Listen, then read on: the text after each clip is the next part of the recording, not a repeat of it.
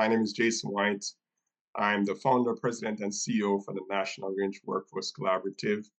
If you're joining us for the first time, our thought leadership series is really our way of encouraging continuous learning in the field where each quarter we get together on one national platform to elevate some of the leading practices and approaches and policies that are really having an impact in the field. And today, we're really excited to have this conversation around increasing access to quality jobs. And this is actually our 15th webinar. So we're really excited to dig into this topic. But before we do, I do want to share with you real quickly that in the next couple of weeks, we are actually going to be releasing our early bird registration for our conference, our national conference. This year will be in Pittsburgh, Pennsylvania, and October 22nd to the 24th. So if you have not signed up for our newsletter, I do encourage you to do that because we're going to be announcing early bird registration. You cannot miss this conference. Everyone who's interested in Fair Chance hiring and branch workforce often come out and join. So we look forward to having you with us in Pittsburgh. All right, want to go ahead and get started today. Again, our topic is increasing access to quality jobs. And, you know, most, if not all of us on this call is well aware that there often is a lot of challenges to find quality employment for justice impacted job seekers because of the barriers that often they have to navigate. You know, in 2021, there's a report that was published by the Bureau of Justice Statistics, and they did a study with 50,000 individuals who were coming back from federal prison in 2010. And 33% of these individuals, they found out that 33% of these individuals actually did not find any employment over a 4-year period. And those that did find employment, oftentimes the opportunities that they had were more sporadic. So there is, generally speaking, there is a grave need for quality jobs when we think about the justice impacted job seekers. And today I'm very, very excited because we have 3 panelists who are really working in their unique ways to really help to establish quality job opportunities for justice impacted job seekers. And today I want to just highlight 3 things that we're going to be touching on. We're going to be seeking to define what quality jobs is. We're going to be spending some time thinking about how do we create access to career pathway, but also how do we support employers in building those long-term relationships that can lead to sustainable employment. To cover this topic, we have 3 presenters that are going to be joining us today. We have Teresa Acuna, who is a consultant and a former director of the Good Jobs Initiative at the U.S. Department of Labor in the last administration. We also have Kevin McCracken, who is the executive director for the Last Mile, and Lauren McMullen, who is a senior talent acquisition manager at Pacer Sports and Entertainment. So I'm just going to ask my panelists to join me at this time, and I'm really excited to kick off this conversation. So first and foremost, thanks guys for giving up your time. As I'd shared with you before, the fact that you're here, this is really an investment in the field for you to give up your time to share some of the things that you've learned. So what we're going to be doing is we're going to be going ahead and getting started. So Teresa, from your experience, and especially with your work with serving as a director for Good Jobs Challenge, how do you define quality jobs? Thank you, Jason, and just thank you, everyone, for tuning in today. It's a real pleasure and honor to be here with you. Before I jump into kind of our working definition of job quality, I kind of wanted to give some level setting of what inspired the work. As many on this call might remember, the Biden administration helped usher in historic levels of funding around infrastructure, clean energy, and manufacturing. And what we knew is that we had a lot of jobs that we were going to create. And what we also know is that we needed a lot of workers for these jobs and for these projects. At the same time, there was a lot of chatter about the Great Resignation, and there was increased concern that federal projects would struggle to find workers. However, data at the department didn't support that notion that workers were leaving the workforce altogether. Rather, workers were leaving one job for another job that was better and likely provided better compensation, benefits, or flexibility. So essentially, workers were leaving bad jobs for good jobs. And early on, we knew that we wanted to attract the workers to complete our ambitious vision, and we needed to create good jobs. We know that good jobs provide stability and security for workers and their families. Employers who provide good quality jobs have a clear competitive advantage in worker recruitment, retention, and productivity. And good jobs also contribute to a more equitable and resilient economy. So, together with the Department of Commerce, we released the Good Jobs Principles, representing a shared vision for job quality. These principles are both foundational and aspirational. Certain elements of the principles are baseline legal standards and protections for workers. A job may not contain every element of the eight principles, but the principles offer a framework, if you will, to compare and use to advance job quality. So, with that, I'm going to jump into what we mean by job quality. The first is looking at recruitment and hiring. That means qualified applicants are actively recruited, especially from those of underserved communities. Um, Applicants are free from discrimination, including unequal treatment or application of selection criteria that are unrelated to job performance. Applicants are evaluated with relevant skills based requirements. Employers should look at ways to minimize or do away with unnecessary educational credentials or experience requirements.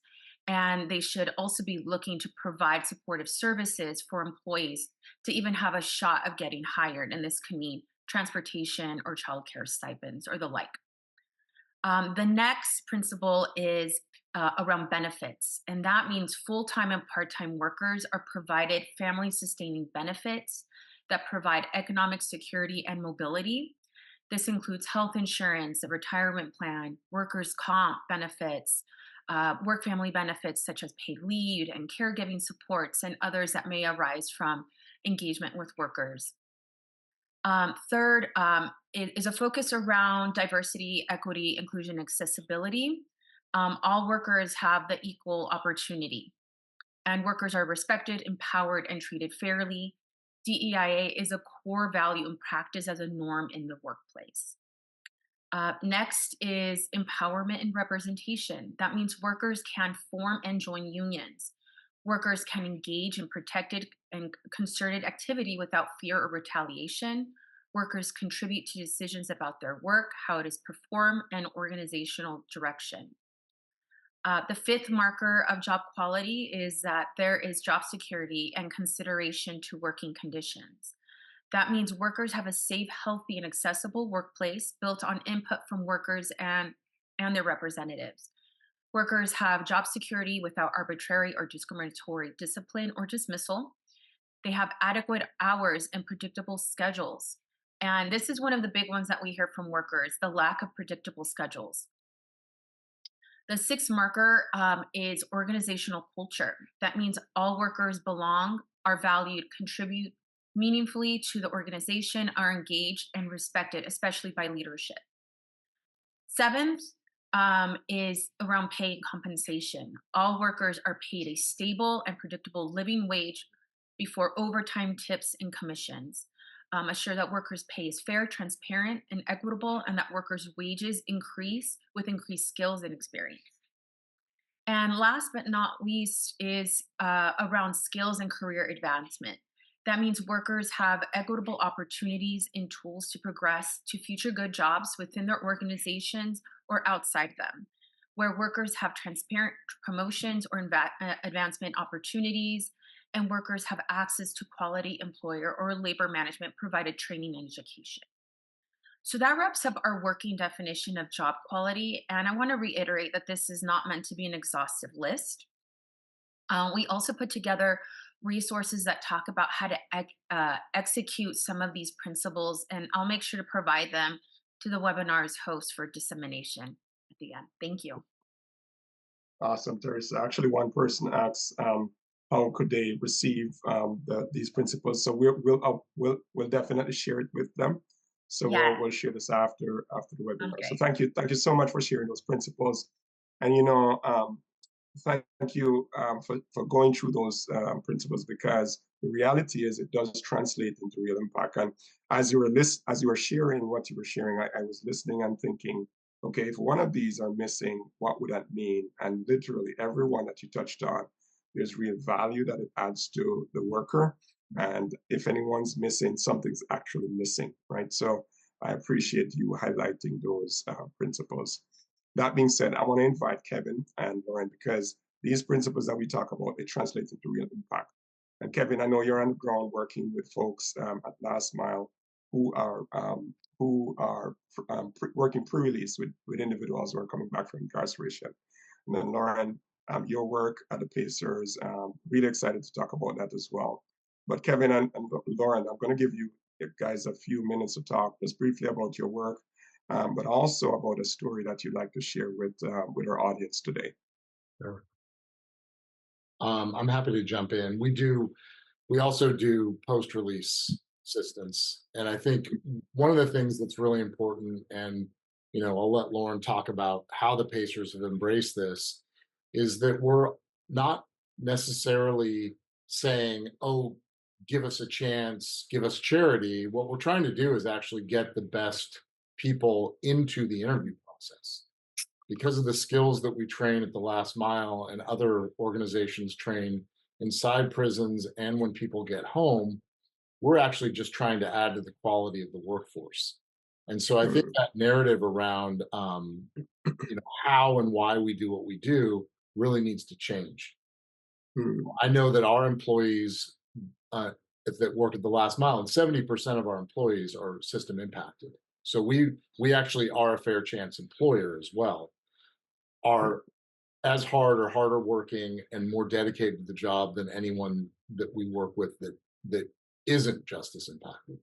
And I think 85% of HR professionals would agree with me on that, and Lauren would be one of those.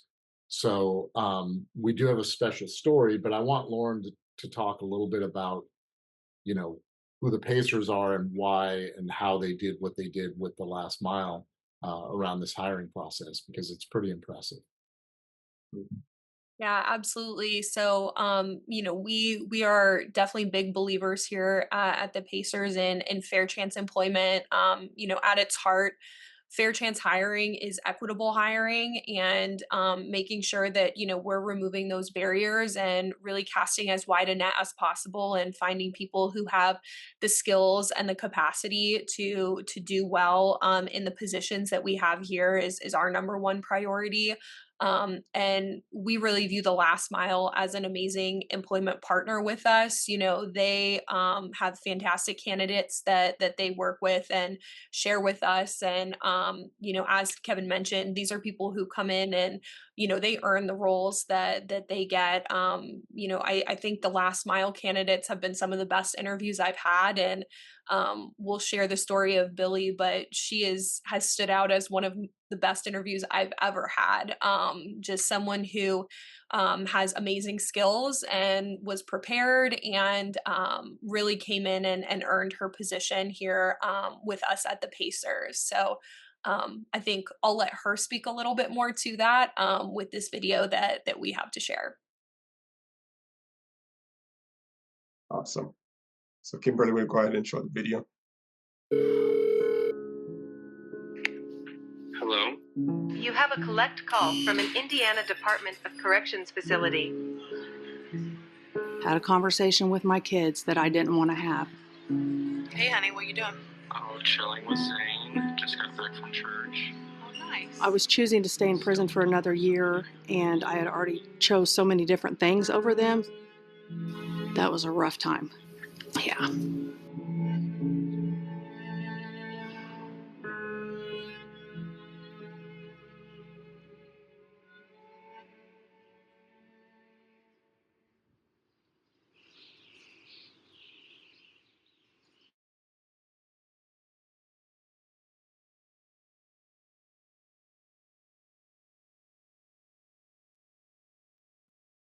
Billy made some really hard choices around where she was going to end up. And the biggest one being that she decided to forego her early release to take our web development fundamentals and full stack engineering classes while she was still in Indiana Women's Prison, even though she could have gone home. And the result was that she not only built her skill set in terms of her, technical skills, but really came to understand who she was on a deeper level and Mm, became really more job ready because of the interactions she had while in the classroom and really, really, yeah, and John just said, made some very, very powerful choices in her life. When we were offered the opportunity to place someone with the Pacers, originally I think they were kind of looking to create a position, but realized pretty quickly that they actually had entry level IT positions that would make more sense. And I think it's important to state that that puts the person being hired, the candidate, in a position to enter the workforce the same way anyone else does. In a position that exists, that's entry level, it removes the initial scarlet letter around their hiring and gives them the opportunity to grow in a position that they have aptitude, skills, and desire to be in. And I think Lauren can quickly talk about how that played out and what's happening now with Billy. Yeah, absolutely. Billy joined our technology team. At this point, I think it's been about a year and a half that she's been with our team here, and came in and was really learning a whole new environment. And just really took to it. I think that's one of the biggest things we've seen from candidates that we've worked with through the last mile is just the problem solving and the work ethic that those candidates show. There's never an I don't know how to do that. It's always I'm going to figure it out. And Billy really just dove in and mm, had great support from her team. I think that's a really important part. And Teresa spoke about the organizational culture and having an environment that is supporting team members and making sure that we're all a part of making sure each other is successful. But she's done an incredible amount of work, pursued certifications, and is just a really integral part of our team now. And that's all on her. She's the one who came in and did all of that.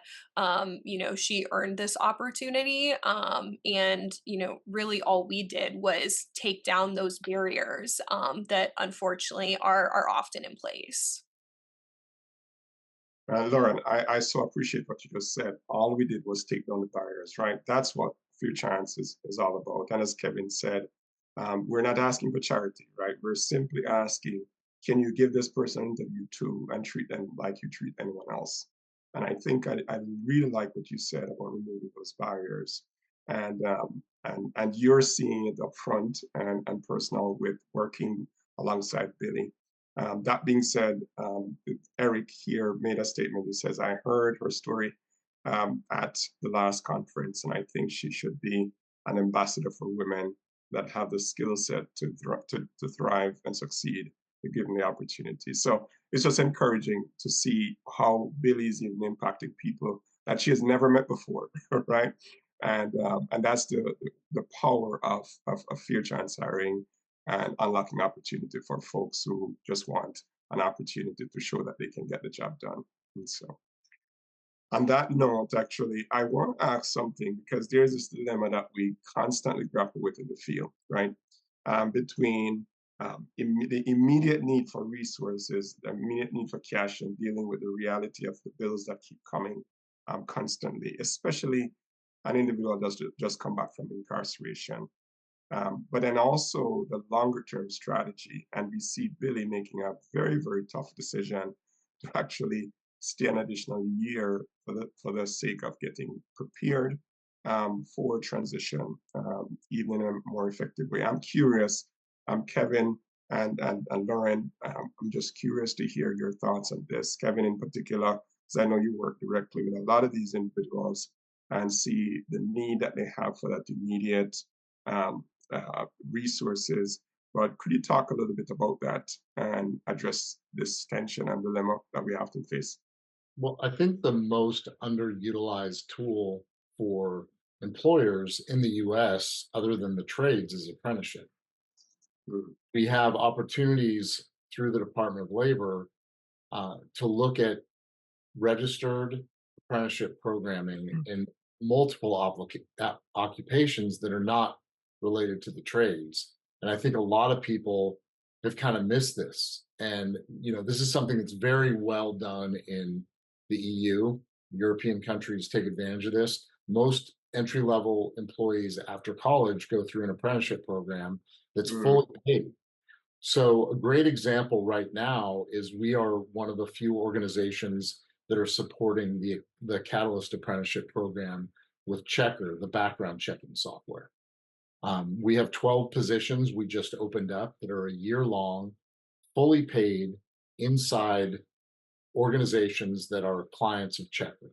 These are primarily tech companies, but the variety of occupations go from sales to human resources to marketing. So the opportunities are pretty wide. It mm, allows people to not only get job on the job experience, but take relevant instruction during that time that is paid for through workforce development boards. And in California, the one that we're using is Tech SF in San Francisco. So the opportunity for apprenticeship is wide open. I think it's somewhere around 3% of the working population in the US has been through an apprenticeship program. And quite honestly, that number is it's a little abysmal, given the mm, fact that there's so many benefits. The other thing is reminding people that, again, we're sending individuals out ready for work. And doing all of we can when they get home to create um, training opportunities that also include stipends so that we're mm, getting either corporate or state or county support around doing some pre-apprenticeship work if it applies in the state that you're in, and I can talk more about that, and I'm sure Teresa can talk all day about apprenticeship. But there's so many opportunities in this. The other thing that we have found is building the relationships with the employers is key. mm, So, that's why Lauren and I speak together often, because we can talk about how honest and open the relationship is. We're looking to place somebody else, and we've kind of been hitting our head because they have a really strong internship program already at the Pacers. And so if there's an intern waiting for the next job, obviously it makes sense to hire that person. So my latest question to Lauren was, can we just look at the job board and figure out if there's something that makes sense? And her response was, we're a fair chance employer. Of course you can. So mm. having those open conversations is key to opening up the opportunities, in my opinion. Absolutely. Thank you so much. And I appreciate you mentioning that there are multiple options, right? And one of the things that you mentioned, you didn't use this term, but the idea of on-the-job training, right?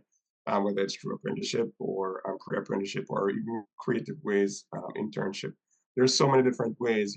What one of the unfortunate thing is oftentimes with not enough thought, sometimes resorting to the path of least resistance, right? Sometimes we have to really think and be strategic to ensure that we're aligning the folks that we work with the best Hey, opportunity. Jason, I do want to just point out one other thing is Yes. I've felt the frustration around job placement. And Mm, as some of the people know who saw me speak at last year's conference, I started my career with a felony record. And mm, so, and it was long ago when there was no ban the box, there was no like protections with from the EPLI, anything in those cases. And I was talking to a close friend this morning, and some of you may know Ken Oliver. He's starting a new mm, initiative called Jump, which will pair impacted individuals with jobs in places like the Pacers, sports, entertainment, and we're working on a few other industries right now. I think I applied for about 100 jobs before I finally found one, but I found one in a wow, social enterprise. So one of the other solutions for us is the last mile is spinning up social enterprises to have that be a stopgap between getting out of prison and finding mm, a career. so that you can work part-time or full-time and make money while you're going to school and do these other, do these other training opportunities. So I wanted to give a shout out to the progress we're making. But that's my background as well. As I Mm, ran a fair chance employer in San Francisco for 15 years before I started at the last mile. And our primary focus was individuals with felony records and people that had substance use disorder issues. So, this can be done. That company is top 2% in sales in the industry it's in. We can do this. This is not an impossible task. mm, absolutely. Thank you so much for that. And Teresa, we're going to get to you very, very shortly, but I want to ask Lauren a real quick question regarding from an employer's lens, right? Why do you think employers should invest the time in thinking and trying to establish quality jobs for their employees? Yeah, it makes good business sense. That's a conversation that I have often, whether it's within our organization or companies that reach out to us to ask us questions about our fair chance employment evolution. But there's a good degree of people who are justice impacted, out in the workforce and looking for jobs. And if you don't consider those opportunities, you're really limiting your talent pool. And Mm, there's incredible talent within people who have been justice impacted. And so, again, just removing those barriers and really looking at, does someone have the skills to be successful in this job? That has been a big push for us in our evolution, is looking at skills based versus experience based. Every industry, every environment is going to be a bit different. And so there's always a learning curve with experience. And so, mm, does someone have those core skills that we're looking for? And those skills can come from a lot of different areas. As Kevin mentioned, the graduates from the Last Mile program, they come out with a great set of skills and are really ready to jump in.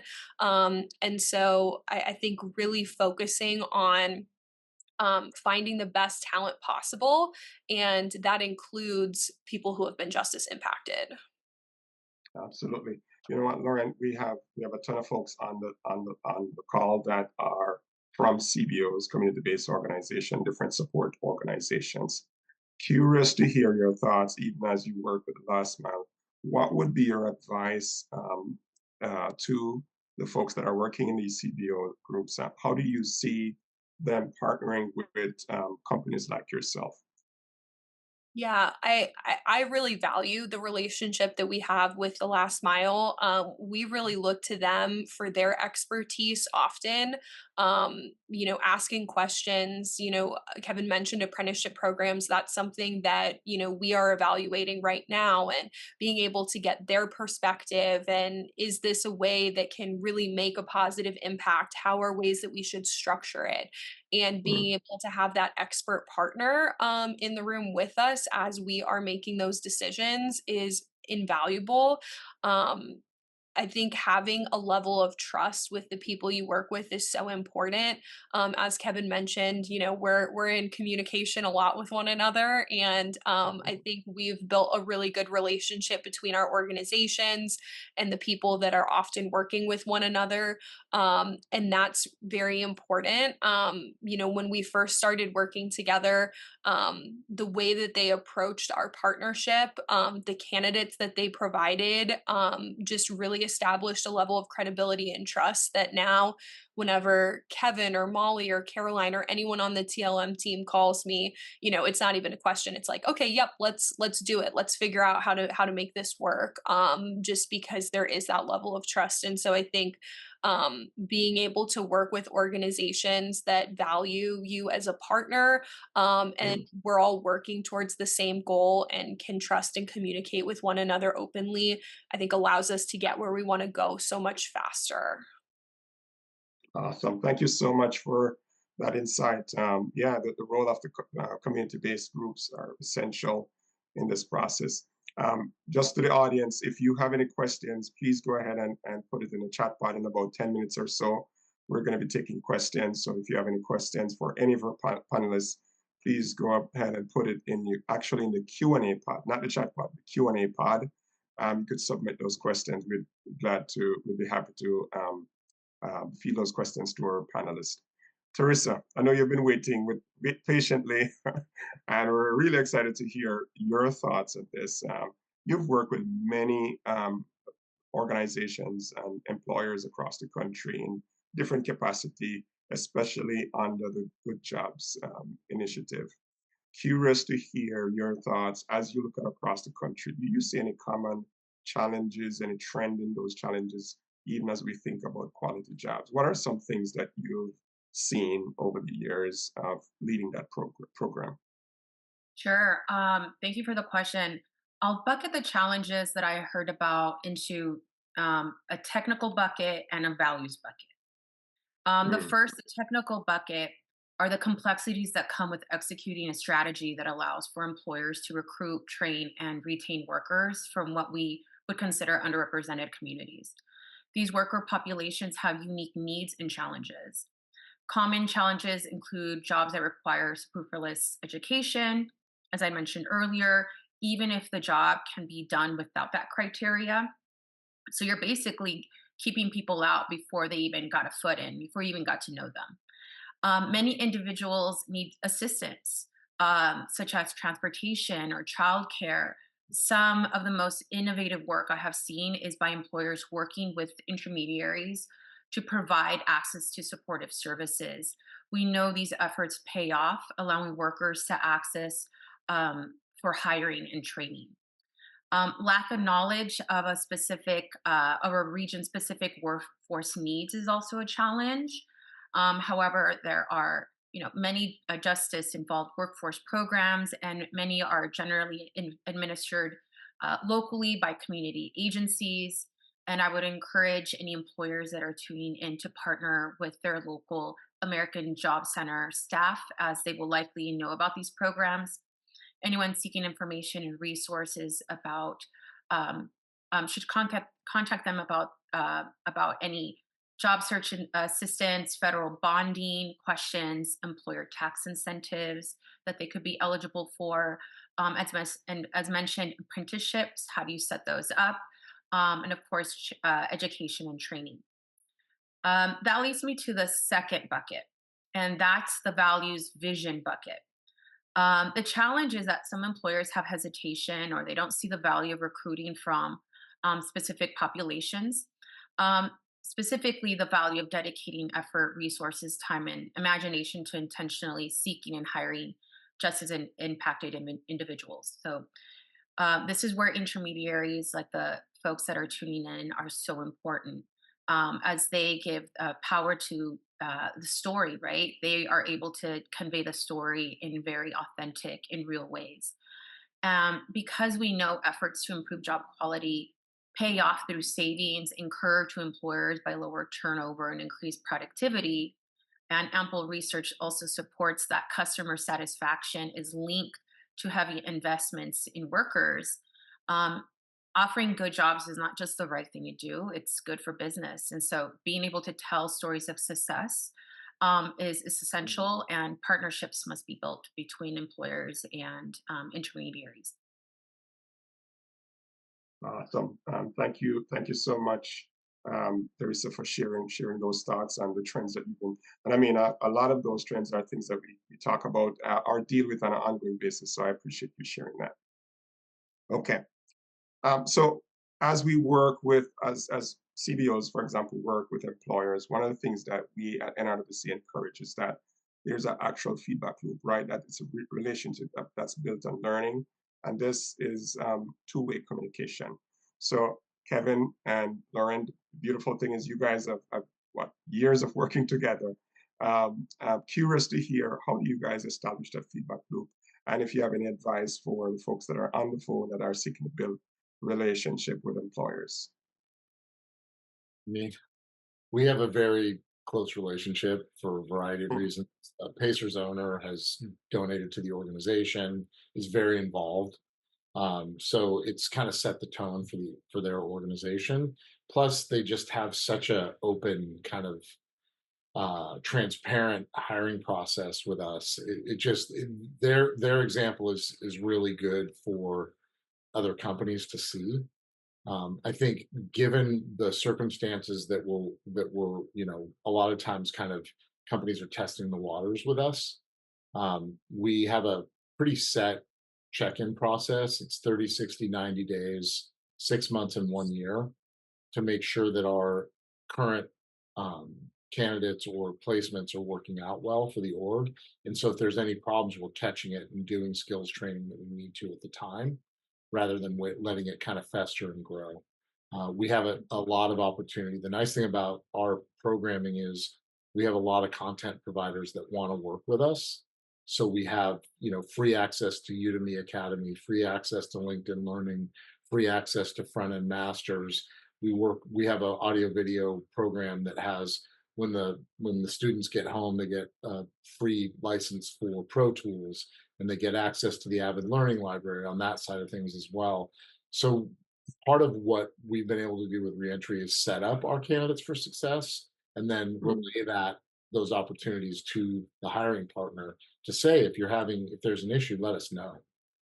Lauren can talk about how we communicate that, but the Pacers hear from a variety of people in our organization, depending on what the communication is, and have committed themselves to a variety of other things. Like one of our programs is our social enterprises is a merchandise company, and procurement is already placing an order with us. So there's just so many ways to partner. And the biggest thing is that we tell them what we're up to so they can then react. So, and Lauren probably has some funny and great stories about communicating with the last mile.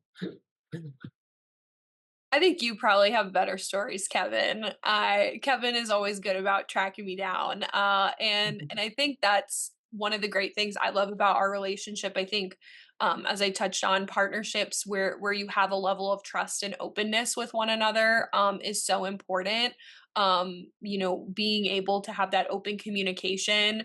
I always tell Kevin and the TLM team, like, just call me or text me. Like, you're going to get a hold of me so much faster than if you try to email me. And so, like, having relationships where you can just kind of figure out what works best. Again, we're all working towards the same goal here, but being really open. As Kevin mentioned, when Billy first came on board with us, there was a pretty structured like feedback process, and that was really helpful, especially I think on our end, to make sure that we were checking in and keeping that level of support consistent and being able to have that open communication with the last mile. And they were also really looking for feedback on their program, which is really helpful. I mean, one of the things that we shared was we're a Microsoft environment, and Billy came from a classroom environment that was all Google based, G Suite, and all of that. And so, are there ways that we can get people more exposed to the Microsoft environment since there are so many businesses that use that type of technology? So just having that open communication and being able to share feedback, ask questions. As I mentioned, we're asking a lot of questions about how we structure things. How can we have a stronger impact, and having partners that are not only open and communicative but aren't afraid to push back. We really value that. Like if we're going about something the wrong way, let us know. And I think we just really value the trust that we have with the last mile, where we know we all have the right intentions, we're all working towards the same goal, and we can have that productive dialogue back and forth to figure out how to move forward. Mm. Thank you so much, both Kevin and Lauren, for sharing that thought. You said something, Lauren, when you were talking, that I found just a beautiful thought. The idea of you guys having a structured way of communicating. It sounds like when you onboarded Billy. And correct me if I'm wrong, but it sounds like in some regards, the partnership between the two entities create a community of support for Billy to thrive, right? And I think that's just a wonderful picture of what the level of which we could partner, right, with companies, and companies can partner with CBOs or different support type organizations. So thank you for sharing an example of what it means to actually partner well and to establish a two-way communication stream. I So, do want to just highlight one thing please. Lauren said. the Microsoft switch. So we've added Microsoft certification to our career academy for Mm. our students that have returned home. It's brand new. So Microsoft is willing to help us along with this. They've become a fair chance employer and become part of the Second Chance Business Coalition. And so we saw that and said, oh, we're so Mac centered. We need to Mm. actually train in Microsoft and not just Google Workspace. Because it seems that people that operate on Macs often operate on Workspace, but people that operate on PCs often operate on Microsoft. So we've added that certification. Awesome. By the way, Kevin, there's no wrong answer to this, but I got to ask you this. Was it as a result of feedback that you received from Pacers, from Lauren and her team? Yes. Oh, wow. Yeah, So you see Billy was exactly. struggling with some of the Microsoft stuff. It was like, hey, I'm I'm encouraged to hear that because again, that's the product of this feedback loop, right? Where you're listening and you're iterating and you're making improvements as you go along. And there's just one thing that happened, growth, and that's what we're hearing here. So that's awesome. All right, so we're gonna get ready for some questions, but before we do that, just 30 seconds each of you, and we're gonna start with Teresa. What advice would you have for the folks that are on the call? So again, we have a very diverse group. However, a lot of folks that are on this webinar currently are from community-based groups, state agencies, government entities, some employers as well. Just curious to hear if you have any thoughts of or any advice that you would like to share. Anyone can start, but Teresa, feel free. I'll flag one that Kevin had mentioned is just like the underutilization of apprenticeships. That is such a Mm. powerful tool. And I'll take the liberty of two things. And then the second thing is um, a strategy that I've seen that is quite compelling is when employers hear from employers. So establishing Mm. a relationship with CBOs, very important, but using other employers that are like these success stories as like validators and even Yeah. provide, to a degree, a level of support as you have, to open these doors and conversations goes really far. But curious what the rest of the panelists have to share. Awesome, thank you. Lauren, 30 seconds, one advice. Yeah, I think that the biggest thing I would say is really find champions for what you're trying to accomplish. Kevin mentioned one of our owners, Steve Simon, who has been a massive supporter of the last mile and our evolution as a fair chance employer.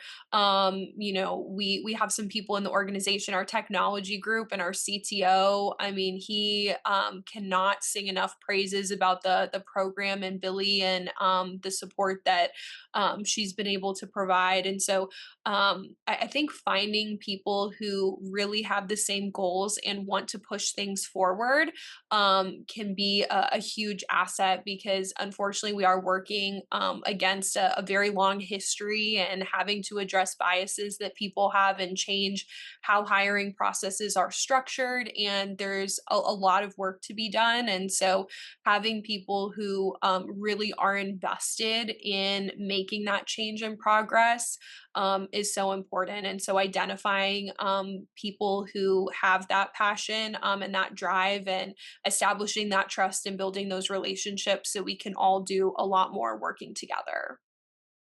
Awesome, thank you so much, Lauren. 30 seconds, Kevin. What's your advice? I mean, my advice is just innovate, try new things. I mean, there's no Mm. right answer to this. And Yeah. honestly, it's a little bit of the wild, wild west still. So we get to make the policies, we get to make the choices, we get to make the decisions about how we interact with the rest of the world. I think stepping away from the old model of like, let's just build a job board and ask people to join it. Like, you know, I don't know if that really works. Like, Mm. to actually build relationships and not transactional, kind of agreements between ourselves as the service providers and the employers. And I think, the part of the reason I often invite Lauren to these things and is because we can highlight that relational experience. And so Yeah. the stronger the ties are that you have with these companies, the more likely you're going to have success because they're going to be honest and transparent. Awesome. Wonderful. Thank you so much for your advice. We're going to do a quick switch to questions now. Time is ticking, and we do want to get through as many of these questions as possible. And again, if you have any questions, go ahead and submit it in your chat pod. Not the chat pod, I should say, the Q&A pod. And if we don't get to all of the questions, we're going to try to follow up with you guys in our email. One person asked if we're going to send a copy of the recording. Yes, next week we'll be sending a copy of the recording. That being said, I have a question here. We'll start with John Afonso from who there's a question here for Lauren. The question is, when you think about the model that you have at the Pacers, do you provide social support such as health and wellness and family support? How does the Pacers approach that? And there's a second part of the question, but let's start with that first. Yeah, absolutely. That's a huge focus for our organization as a whole. When Teresa was talking about some of the quality job principles, good job principles, those are so critical to any employee, but particularly ones who have been just as impacted. And so, we here at the Pacers, we have invested a lot in our employee benefits and wellness offerings. And so we do offer a wide variety of benefits to our staff, focusing on wellness support outside of the office and ensuring that, people have the support that they need to be able to come in and do their job effectively. Because if they don't have that support outside of work, it's very difficult to come in and be successful with those other stresses in place. So we do have quite a bit that we offer within our organization. Awesome. Thank you, Lauren. Do you currently work with the Department of Corrections in your state by chance? We do not. No. Okay, no problem. Thank you. All right, next question. What's the best, and this is from Ruth, what's the best way to approach businesses, employers to assess their interest in second chance hiring? Curious to hear, Kevin and even Teresa, feel free to jump in here because I know you work with a lot of groups that maybe even engage with employers. Please go ahead. I mean, we're pretty Kevin, aggressive. Teresa. I just reach out to people, in people ops and in HR. I don't have that filter and shame around just asking. Mhm. So, that's part of it for me. I think the other thing we've done a much better job of is getting the word out there and trying to change the narrative both on social media. We're lucky enough to have a radio show on Sirius XM. So there's a lot Mhm. of kind of outreach around it. I talk about it incessantly. It drives my friends and family insane. So, anyone I know that's working at a job where they're making hiring decisions, I talk to them. I'm not shy. Mm. I'm sure there's more strategic ways to do it, but I kind of have the just don't shut up model. That's excellent. Nothing beat that one-on-one, right? Engagement, direct engagement, as close as you can get. Okay. All right, we have another question here. This question is really regarding offenses that are, for example, violent crime, sex offense, and those offenses that often are a little bit more challenging, right, to get employers to buy into to hire these individuals.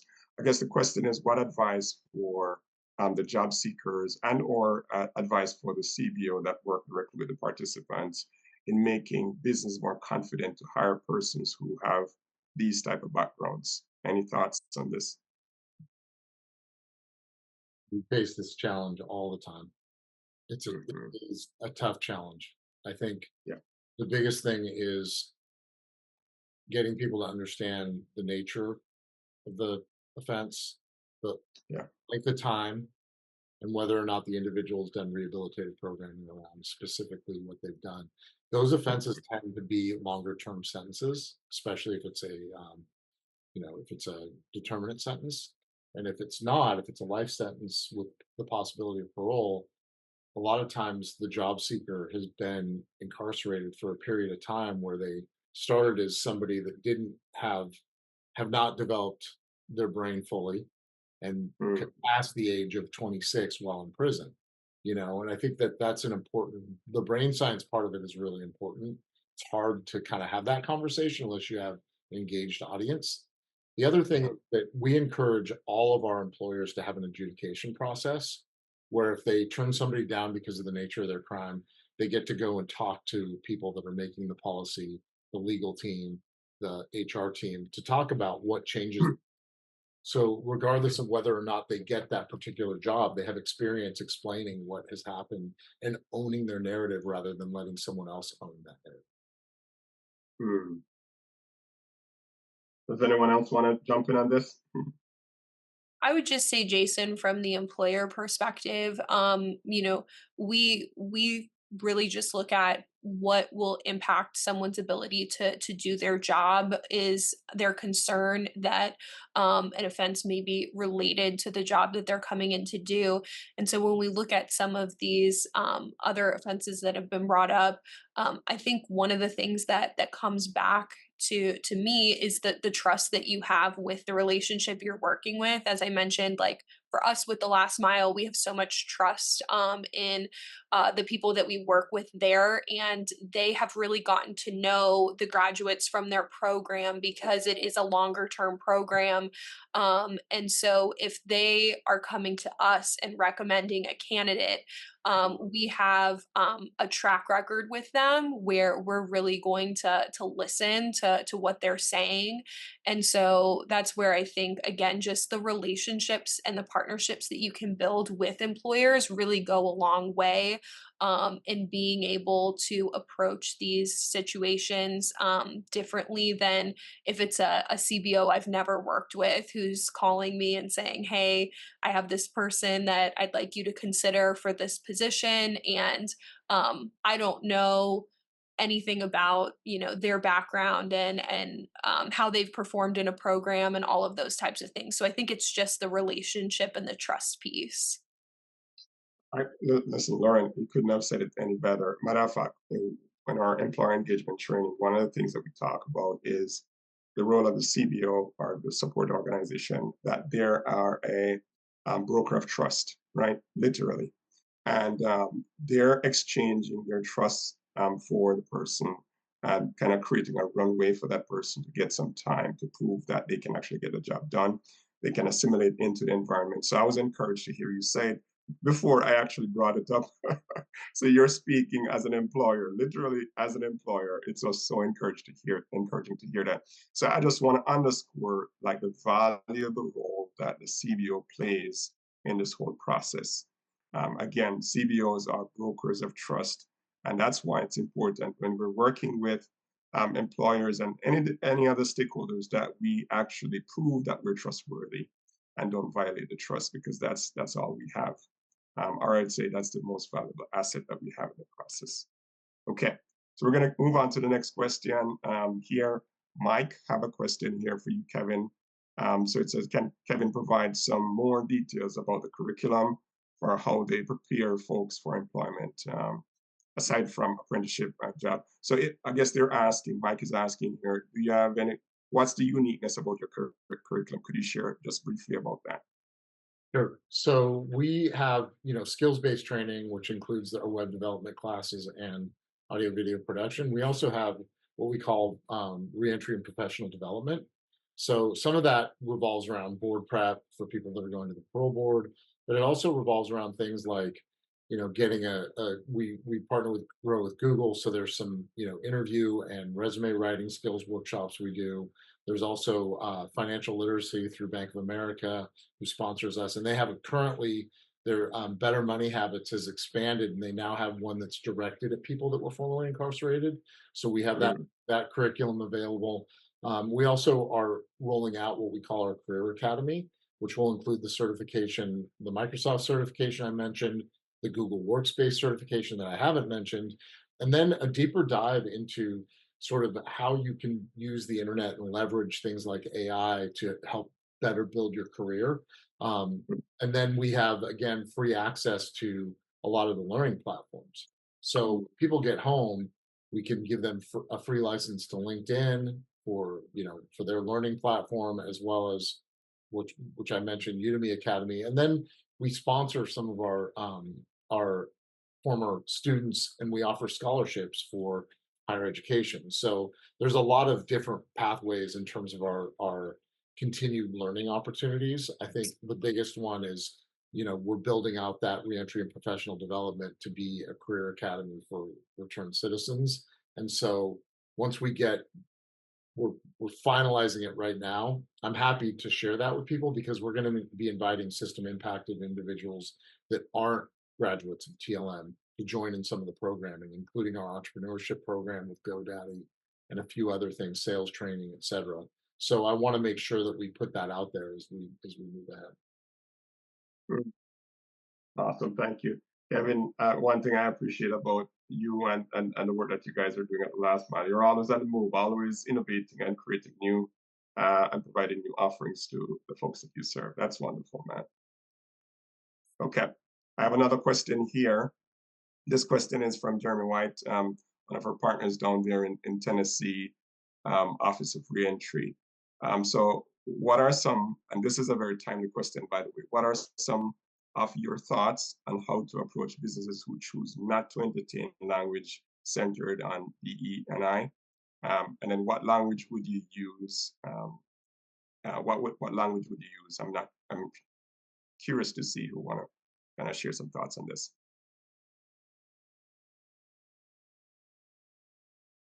I'll jump in. Okay, yeah, please. But also curious what other folks think. Equal opportunity is great. Underrepresented members of our community. I find actually listing out certain population types to be very compelling. People forget like DEI also means like veterans. It means like people who right, like when they mean DEI, they maybe are not thinking of these folks. And so I use those identifiers to kind of get my foot in the door to start thinking a little bit more or talking more broadly about folks that we just want to be intentional that we're, making sure that we're bringing them into the fold that are deserving of careers and also can help businesses accomplish their goals. Awesome. Okay, great. Thank you so much for sharing that, Teresa. I think Anna Heje here, who's actually a team member of ours, shared a link here to a resource that's available.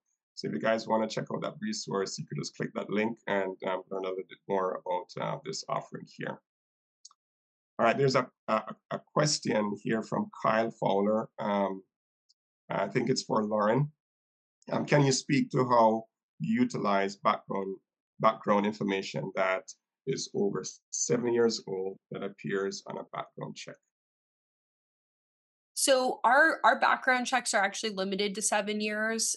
So we're only looking at the past 7 years when we run those checks and when we review those. Okay.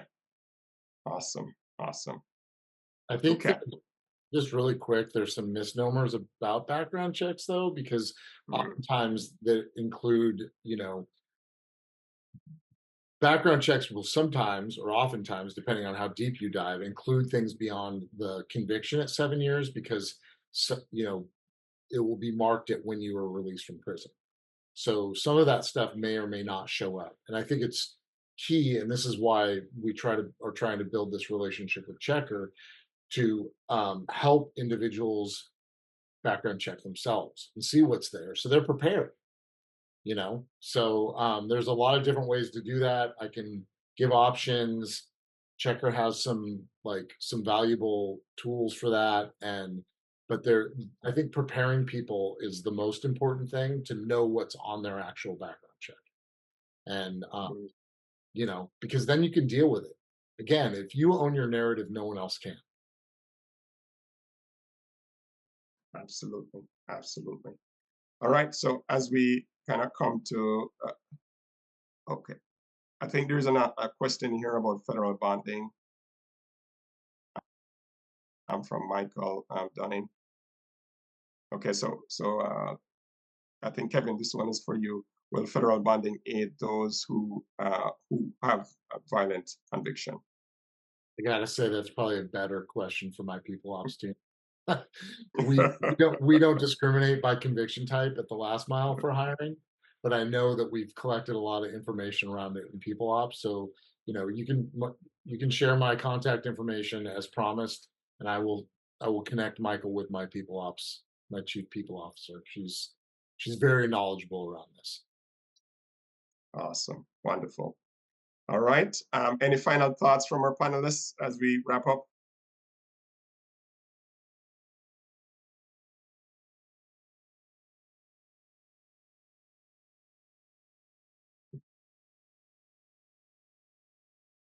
I think we have another question here, actually. I think the question here, I think we have a minute, so we're going to try to see if we can respond to this question. I think they were asking for resources. What resource would you recommend?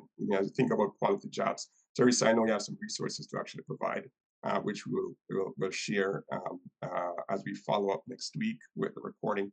But are there any additional resource that you would recommend that individuals consult, maybe even outside of what Teresa has to share? No? Okay.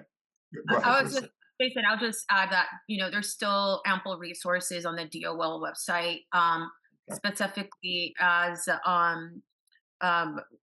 we had something like $30 million in funding for organizations at the front line of this work. And there's just fantastic resources that are still on the website. I'll just make sure to include that with the package of other material that I'll send over. Awesome. Awesome. Okay, so we're right at time. Just want to share something real quickly with you. Right after we close out the call, you're going to get a pop-up for a link on your screen. You could do a survey for us. We'd love to get your response. It's going to take probably about 30 seconds for you to respond. We'd love to get your feedback on this session. That being said, I do want to take the time just to thank Kevin, Lauren, and Teresa for investing the time in giving back to the field. This is one way that practitioners and various different stakeholders in the field just contribute and give back to the work that's happening across the country. So thank you so much for investing your time. Thanks, viewers, for joining and for asking your questions and for engaging. We know that there are so many things that you could have been doing with your time, but you decided to join us today. So again, thank you for joining us, and really appreciate you being with us today. Take care. Also, I want to thank Kimberly for working behind the scenes. Oh, can I forget Kimberly? Kimberly, thank you so much queuing up the video and all the work that you did leading up to today. So thank you so much, guys. Take care.